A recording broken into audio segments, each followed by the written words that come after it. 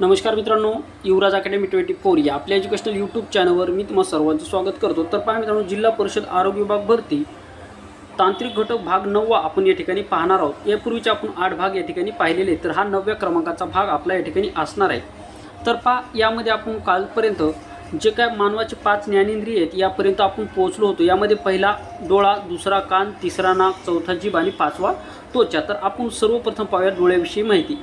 आता डोळ्याविषयी माहिती पाहत असताना मित्रांनो, आपण सर्वप्रथम पहा, आपल्या जगातलं जे काही ज्ञान आहे जवळपास 80% ज्ञान हे आपल्याला डोळ्यापासून मिळत असतं। जी काही दृष्टी आहे मित्रांनो, आपण दृष्टीने जे काही चित्र पाहू शकतो यामध्ये डोळ्यामध्ये पारपटल, दृष्टिपटल यासारखे वेगवेगळे घटकसुद्धा यामध्ये असतात। आपल्या डोळ्यामध्ये एकूण पहा, आपण कुठल्या साईडनं वेगवेगळ्या साईडनं आपण डोळासुद्धा फिरवत असतो। तर याचं कारण काय, आपल्या डोळ्यामध्ये काही जणांना तिरके डोळे असतात, तर याचं सुद्धा कारण आपण या व्हिडिओच्या माध्यमातून पाहणार आहोत। तर चला वेळ न लावता व्हिडिओची सुरुवात करूया।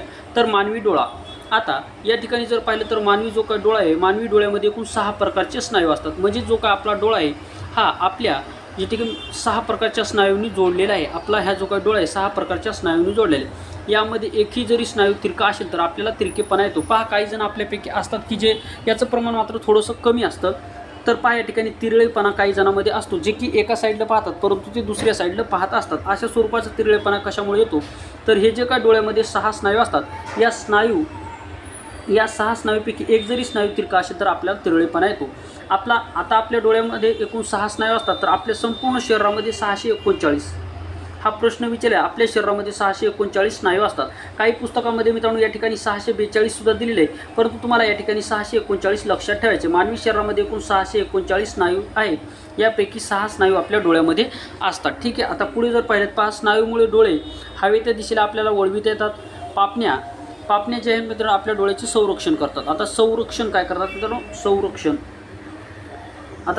काय करतात, तर ह्या पापण्या आपल्या डोळ्याचे काय करतात मित्रांनो, संरक्षण करत असतात। आता आपल्या शरीराचा जो काय अवयव आहे, की काल प्रश्न तुम्हाला विचारला होता की आपल्या शरीरामध्ये असा कुठला अवयव की ज्यामध्ये एक सुद्धा हाड नाही, तर ते आहे मित्रांनो जीभमध्ये कुठल्याही प्रकारचं हाड नाही।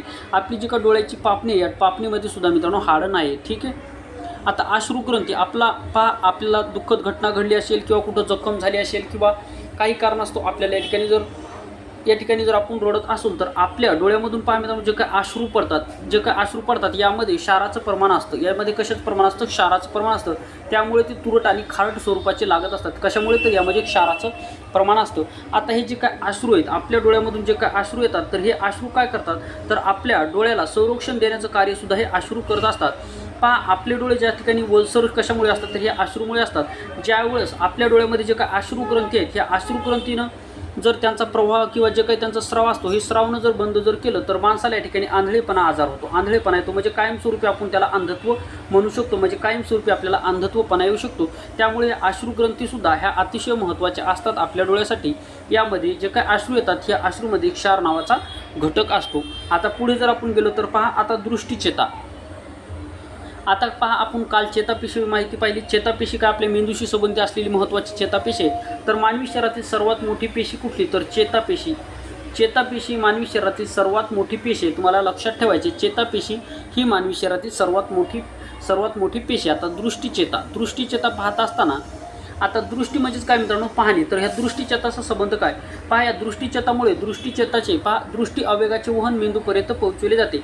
पहा, आपण डोळ्याने झाड पाहतो, मग हे फुले पाहतो, तर ते हिरवं आहे का, त्याच्यानंतर आपल्याला कशामुळे त्याची जाणीव होते, आपण डोळ्यांनी तर पाहतो परंतु ते हिरवं आहे की वाळलेलं आहे, त्याच्यानंतर फुल गुलाबाचं आहे की कुठले वेगवेगळे जे काय फुलं, झेंडूचं फुल असेल त्याचा कलर कुठला असेल, हे आपल्याला कशामुळे ज्ञान होतं, तर ही दृष्टीचेतामुळे काय करते मित्रांनो, ह्या दृष्टीचेता काय करते, आपल्या मेंदूपर्यंत त्याचं वहन करते आणि मेंदू मित्रांनो त्याचं आकलन करून या ठिकाणी आपल्याला काय करत असतो मित्रांनो, मग गुलाबाचं फुल आहे, झेंडूचं फुल आहे, त्याचा कलर कसा याची जाणीव आपल्याला होत असते। तर ती डोळ्यामध्ये शंकुपेशी असतात। डोळ्यामध्ये ज्या काही शंकुपेशी असतात, ह्या शंकुपेशी आणि त्रिदल पेशी असतात। यामुळे मित्रांनो आपल्याला याचं ज्ञान होत असतं। ठीक आहे, आता पुढे पहा, श्वेतपटल। आता श्वेतपटल काय करतं, तर हे नेत्रगोलाचे आवरण कठीण तंतूचे बनलेले आहे। आता श्वेतपटल म्हणजे आपला डोळा जो काय पांढरा असतो। आता हा जो काय आपला डोळा आहे, याचा काही भाग पहा मित्रांनो, या ठिकाणी हे बुबुळ असतं बारीक, आणि हा जो काय भाग आहे हा पांढरा प्रकारे बनलेला असतो, मधातला भाग हा काळा असतो। ठीक आहे, यामध्ये बाहुली असते। तर तर ही बाहुली काय करते, जे काय आपला प्रकाश आहे, जे काय आपला प्रकाश म्हणजे उजेड आहे, ज्यावेळेस उजेड जास्त होते त्यावेळेस मित्रांनो ही बाहुलीचा आकार लहान होत असतो, ज्यावेळेस उजेड हा कमी होतो त्यावेळेस या बाहुलीचा आकार हा मोठा होत असतो. त्यामुळे आपल्याला दिसण्यासाठी याची मदत होत असते. हे महत्त्वाचं कार्य आपल्याला बाहुलीचं तुम्हाला लक्षात ठेवायचं आहे. म्हणजेच आपल्या डोळ्यामध्ये जे काय प्रकाश असेल किंवा आपल्या आजूबाजूची जो काय अंधार असेल तर या अंधारामध्ये बाहुलीचा आकार वाढतो, तर प्रकाशामध्ये या बाहुलीचा आकार मित्रांनो लहान होतो. आता चांगलं याचं उदाहरण द्यायचं म्हणजे जर मित्रांनो तुम्ही प्रखर सूर्यप्रकाशाकडे पाहत असाल तर त्यावेळेस तुमचे डोळे बारीक होतात आणि त्यावेळेस तुम्ही पाहता. म्हणजेच काय होतं, प्रखर प्रकाशामध्ये आपली जी काय बाहुली अंकुचित पावली म्हणजे बारीक होते. आता सूर्यप्रकाश आहे त्याच्याकडे थोडंसं पाहून आपले डोळे असे बारीक होऊन जातात. ते कशामुळे, तर ह्या बाहुलीमुळे बारीक होतात. प्रकाशामध्ये डोळ्याचा आकार हा बारीक होत असतो, तर जे काय आपलं अंधुक प्रकाशामध्ये या ठिकाणी जी काय आपल्या डोळ्यामधली बाहुली याचा आकार हा वाढत असतो. हे तुम्हाला निदर्शनास येण्यासाठी मदत होईल. तुम्ही या ठिकाणी आता या क्षणाला जर सूर्याकडे पाहिलं तर ठीक आहे. आता श्वेतपटलाच्या पुढील भागास पारपटल कर्णिका असे म्हणतात, तर कॉर्निया, याला काय कॉर्निया असे म्हणतात. श्वेतपटलाच्या पुढील भागास पारपटल म्हणजेच आता पारपटल हा मराठीमधला शब्द आहे, तर कॉर्निया हा इंग्लिशमधला असलेला शब्द आहे. म्हणतात पारपटलातून प्रकाश किरण नेत्रगोलात शिरतात. आता पारपटलातून काय होतं, तर हे जे काही प्रकाश किरण नेत्रगोलामध्ये शिरत असतात. कशामध्ये शिरत असतात, पारपटलातून शिरत असतात. प्रश्न विचारला जाईल की डोळ्याच्या कुठल्या भागामधून प्रकाश किरण आतमध्ये शिरतात, तर कशामधून, पारपटलामधून. कधी कधी कॉर्निया हे सुद्धा तुम्हाला ऑप्शन देतील. तर पारपटल म्हणजेच मराठी आणि या ठिकाणी कॉर्निया म्हणजे इंग्लिशमध्ये त्याला म्हणतात. हे तुमच्या लक्षात राहणं महत्त्वाचं आहे. पुढे पहा. आता परितारिकेच्या मध्यभागी, आता परितारिका आपल्या डोळ्यामध्ये जी काही बाहुली असते, ह्या बाहुलीच्या बाजूला जे काही परितारिका असतं, या परितारिकेच्या असलेल्या मध्यभागी असलेल्या छिद्र असा बाहुली असे म्हणतात. म्हणजे आपला हा जो काही डोळा आहे, हा डोळ्याचा हा मध्यभाग आहे. या भागाच्या भोवती हा पांढरा पट्टा आपण या ठिकाणी पाहिलेला हा पांढरा पट्टा आहे.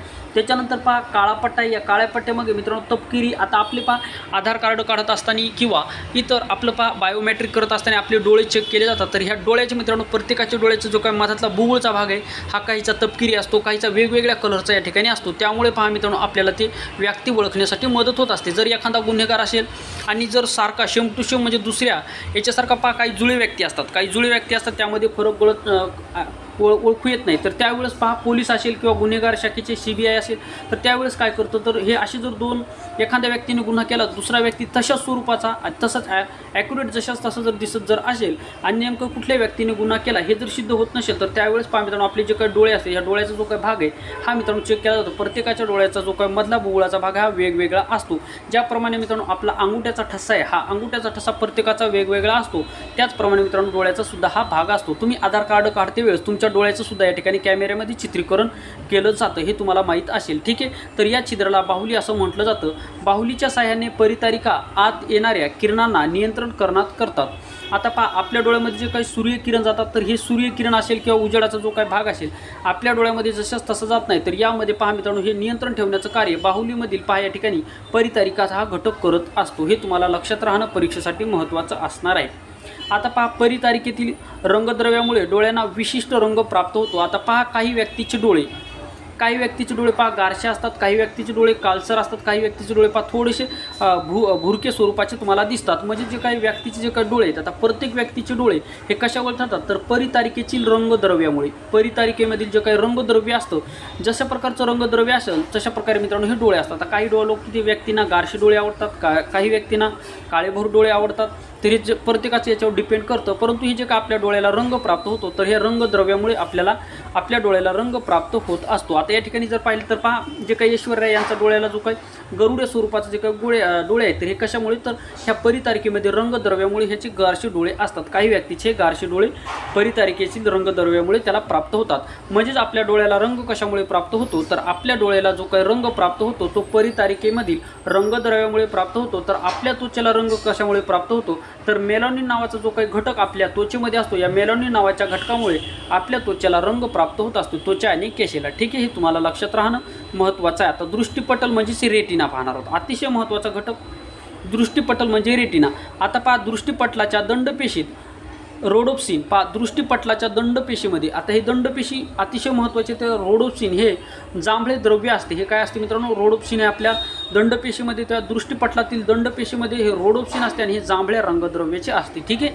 त्यामुळे काय होते, तर यामुळे दंडपेशी मंद प्रकाशात संवेदनक्षम असतात. म्हणजे मंद प्रकाशामध्ये म्हणजेच अंधाऱ्या काळामध्ये तुम्हाला दिसण्यासाठी या दंडपेशी मदत करतात. अंधारामध्ये तुम्ही चलत असताना मित्रांनो तुम्हाला थोडंसं झाऊ दिसतं. हे कशामुळे तर हे दिसतं दंडपेशीमुळे. म्हणजे अंधाराच्या काळामध्ये ह्या दंडपेशी आपल्या डोळ्यामध्ये कार्य करत असतात किंवा कार्यरत असतात. हे तुम्हाला लक्षात राहणं महत्त्वाचं आहे. आता शंकुपेशी शंकुपेशी काय करतात, या शंकुपेशीमुळे प्रतिमा सुस्पष्ट दिसते व या पेशीमुळे रंगदृष्टी लाभते. आता आपण जांभळा, पांढरा, काळा, हिरवा हे जे काही रंग कशामुळे ओळखत असतो तर हे शंकुपेशीमुळे. कशामुळे शंकुपेशीमुळे ओळखत असतो. जर एखाद्या व्यक्तीच्या डोळ्यामध्ये शंकुपेशीचे प्रमाण कमी असतं किंवा काही व्यक्तींना तुमच्याकडे जर तुम्ही ज्यावेळेस डोळे चेक करायला जाता त्यावेळेस डॉक्टर तुमच्यासमोर विविध प्रकारचे कलर आपल्यासमोर ठेवत असतात. तर ह्या कलरवरून मित्रांनो त्यामध्ये एखादा आकडा असतो, तो आकडा आपल्याला ओळखण्यासाठी सांगितला जातो. यावरून मित्रांनो तुमच्या डोळ्याचं जे काही शंकू आहे ह्या शंकुपेशीचं या ठिकाणी शंकुपेशी कमी झालेले आहेत का वाढलेले आहेत का, ह्या जे काही शंकूमुळे मित्रांनो तुम्हाला ह्या दृष्टी जे काही तुम्ही रंग वेगवेगळे पाहता तर हे रंग या शंकुपेशीमुळे तुम्हाला दिसत असतात. म्हणजेच मित्रांनो तुम्हाला प्रश्न विचारला जाईल की आपण जे काही वेगवेगळ्या प्रकारचे रंग या ठिकाणी ओळखत असतो तर हे रंग डोळ्यामधील कुठल्या भागामुळे ओळखतो तर ते शंकुपेशीमुळे. कशामुळे शंकुपेशीमुळे आपण ओळखत असतो. आपल्या डोळ्यासमोर जे काय प्रतिमा पडतात, प्रतिमा म्हणजे काय फोटो किंवा एखादं दिसणारं चलचित्र, हे कशामुळे ओळखू येतं तर हे सुद्धा मित्रांनो कशामुळे शंकुपेशीला ओळखू येत असतं. हा प्रश्न तुम्हाला परीक्षेसाठी लक्षात ठेवायचा आहे. पुढे पहा, डोळ्याचे विविध आजार. आता डोळ्याचे विविध आजार जर पाहिले तर रंग आंधळेपणा. आता काही व्यक्तीला रंग आंधळेपणा असतो, म्हणजे त्या व्यक्तीला रंग कळत नाही. तर प्रश्न तुम्हाला हमेशा परीक्षेला विचारला जातो, ज्या व्यक्तीमध्ये रंग आंधळेपणा आहे त्या व्यक्तीला 2 रंग ओळखू येत नाहीत. म्हणजे 2 रंगामधला फरक तुम्हाला त्या व्यक्तीला कळत नाही. ज्या व्यक्तीला रंग आंधळेपणा, हा रात आंधळेपणा आहे. रात आंधळेपणा म्हणजे काय, यामध्ये अजीवनसत्वाच्या अभावामुळे होतो. म्हणजे रात आंधळेपणा आणि रंग आंधळेपणा यामधला आपण फरक पाहूयात.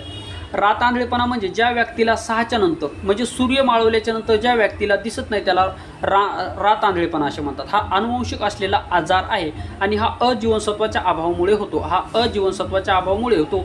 ज्या व्यक्तीला रात आंधळेपणा हा आजार आहे त्या व्यक्तीने जास्तीत जास्त गाजर खाणं महत्त्वाचं आहे. कारण की गाजरामध्ये अजीवनसत्व भरपूर प्रमाणामध्ये मिळतं आणि हे अजीवनसत्व आपला रात आंधळेपणा घालवण्यासाठी महत्त्वाचं असतं.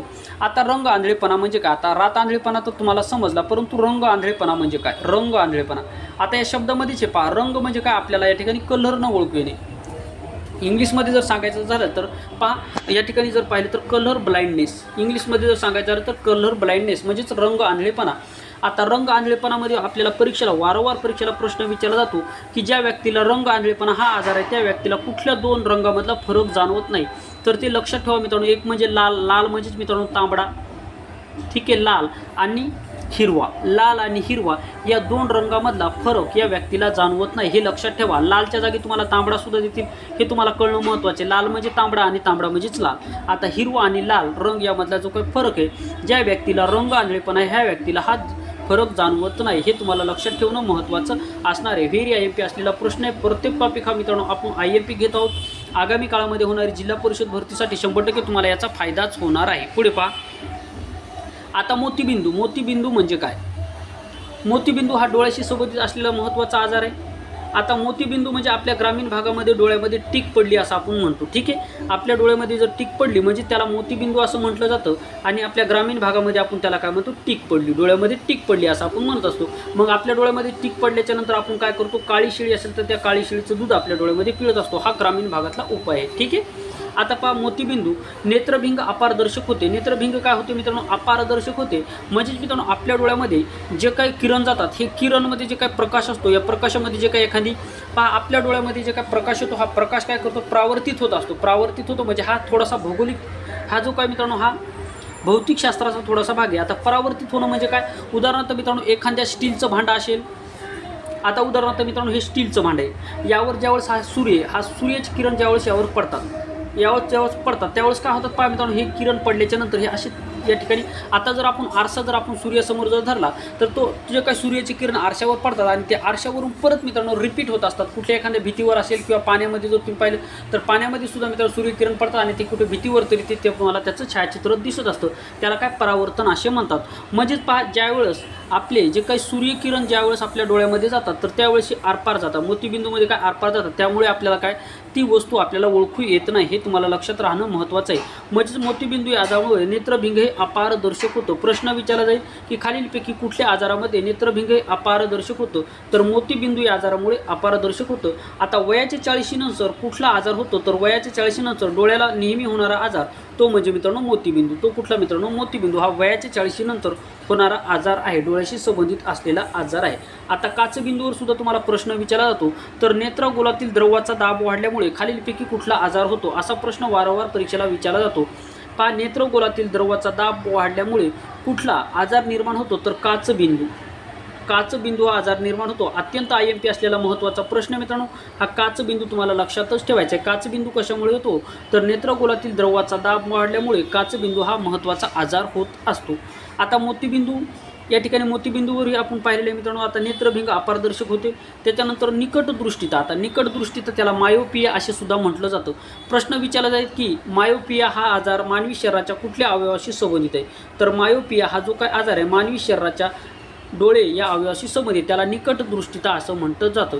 आता निकटदृष्ट्या म्हणजे काय, पहा नेत्रगोल लांबट व अधिक वक्र होत असते. यामध्ये पहा दूरचे स्पष्ट दिसत नाही. या आजारामध्ये काय होतं, दूरचे स्पष्ट दिसत नाही. हे तुम्हाला लक्षात ठेवणं हे महत्त्वाचं असणार आहे. पुढे पहा, आता प्रतिमा दृष्टीपटलासमोर पडते हा आजार झाल्यास आंतरवक्र भिंगाचा चष्मा वापरतात. आता तुम्हाला प्रश्न विचारला जाईल की एखाद्या व्यक्तीला निकटदृष्टिता हा नावाचा दोष आहे, म्हणजे त्याला मायोपिया असं म्हटलं जातं. एखाद्या व्यक्तीला निकटदृष्टिता नावाचा दोष आहे, तर त्यासाठी डॉक्टर कुठल्या प्रकारचा आरसा त्याला वापरण्यास सांगतील किंवा कुठल्या प्रकारचा चष्मा त्याला यूज करण्यासाठी सांगतील, हा प्रश्न तुम्हाला परीक्षेला विचारला जाईल. किंवा निकटदृष्टिता असणाऱ्या व्यक्तीला डॉक्टर कुठल्या प्रकारचा चष्मा देतील, अशा स्वरूपाचा जर प्रश्न तुम्हाला जर विचारला तर त्याचं उत्तर आहे मित्रांनो आंतरवक्र भिंगाचा चष्मा.